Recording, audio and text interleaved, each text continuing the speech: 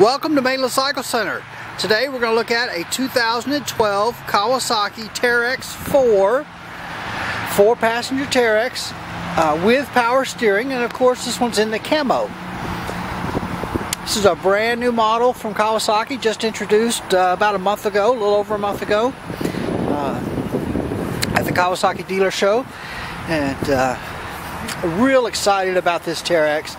This is really not just a regular Teryx that's stretched and they added 2 seats for. They really made quite a few changes to these from the standard 2-seat Teryx, and I believe it's all good changes and good stuff. So let's take a look at some of those.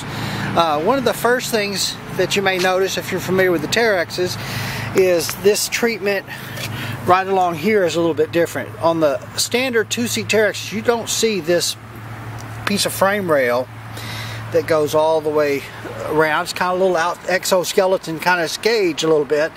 But anyway, I like that. It's better than the plastic as far as hitting on stuff.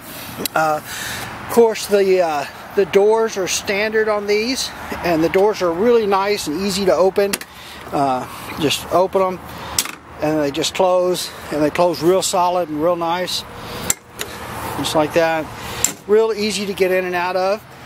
This model does have these kit body color keyed panels on the doors. We did another video on the standard Teryx and the Sunbeam Red, and the doors are all black on that model, but this one does have a little bit of camo on the doors. Of course, this does have the camo on the wheels also.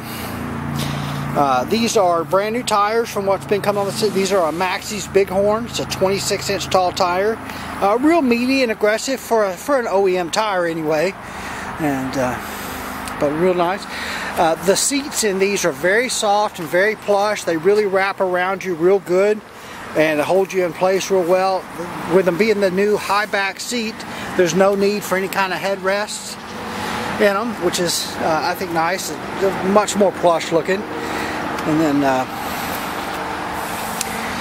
of course the big news for these is that they're a 4-passenger Teryx, and one of the things that I think it's important to look at on these is, like here when we're standing at the front and we look at the seats, you can see that those rear 2 seats are set in from the front 2 seats. They're also elevated a little bit, and you can really see that when we look at the side view, but that gives you a better view from the rear seat. So they really thought about the riding experience for those passengers from the rear seat. And when we look at this from the side, you can kind of really see that those rear seats are elevated some compared to the front seats.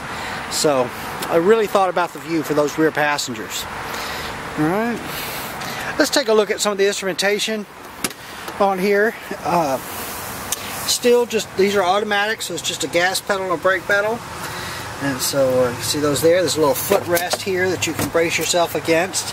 These do have shoulder harnesses there, and they added these little shock absorbers on them, so if you get in the rough stuff, it'll keep that maybe from biting into your shoulder a little bit.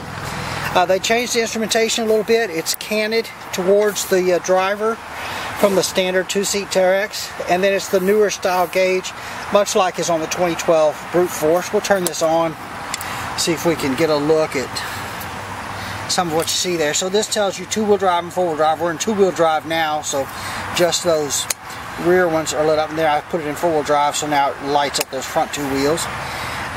Fuel gauge, speedometer, you've got odometer, and then there's a mode button here. You switch that to trip meter A, trip meter B, and then the hour meter. If this was brand new, we just got out of the crate. You've got a clock right there. Seatbelt warning light. This is for the driver's seatbelt. Oil pressure, we haven't started it, so we don't have any oil pressure right now. Power steering, this does have the electronic power steering on it. There, neutral, it does have a light, tells you if reverse, tells you if the parking brake's on, tells you if the differential's locked, and there's a check engine light and a temperature warning light. But, these are fuel injected, so they just crank right up, starts real nice, runs real nice. There.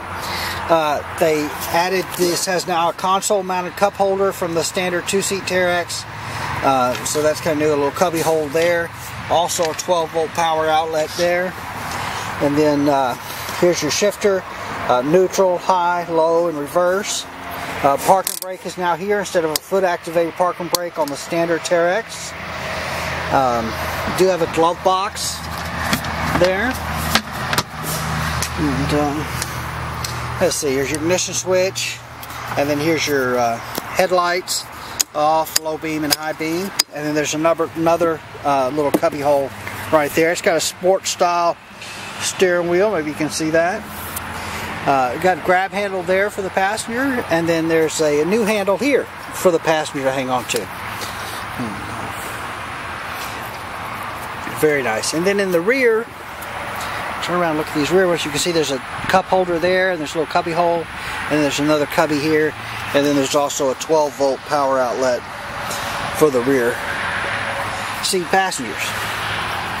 Alright. The motor on these is right here. It's between the seats. It's a 750cc V-twin. It's fuel injected. It's water cooled. One of the things that Kawasaki changed on these is it has a new style torque converter. Well, the torque converter is mostly the same, but they added a centrifugal clutch to it, and that's really going to help the throttle response and even the belt life. So a real nice thing they did there. The front hood on these opens just like the standard two-seat Teryx's. Now one of the other things that is new is we've moved the air intake to underneath this hood as opposed to back between the seats where it is on the standard two-seat Teryx. That keeps it a little quieter inside the cabin. You don't have to listen to that little bit of the air intake there. It's your coolant reservoir. This is your power steering motor and the power steering assembly there. They did add stainless braided brake lines to these. Has the remote reservoirs on the shocks. It's your master cylinder, your radiator with electric fan, and then your battery is also under here now. Right here is the battery, right in there. Rack and pinion steering, so pretty cool. So just easy maintenance by having that hood open. Makes it real easy to clean that stuff. Look at this stuff. There's your fuel fill right there.